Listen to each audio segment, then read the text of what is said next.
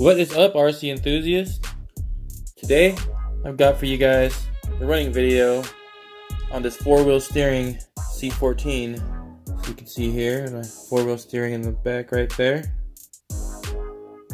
Yeah, so it's going to be the same, pretty much the same beginning as the other video that I just posted of the D90 crawling, but this one decides to go a little further and up the hill instead of back through the water. So yeah, hope you enjoy this one. And also, thanks to all my new subscribers. I have not been getting any notifications lately. They're all turned on and everything, but if you haven't gotten a thank you from me, well, thank you. I really appreciate it. You know, I try my best to make content good for you guys. I am new to doing reviews and talking on camera and stuff, so hopefully I get better as I go and you guys watch me progress as I go, and hope you enjoy this stuff.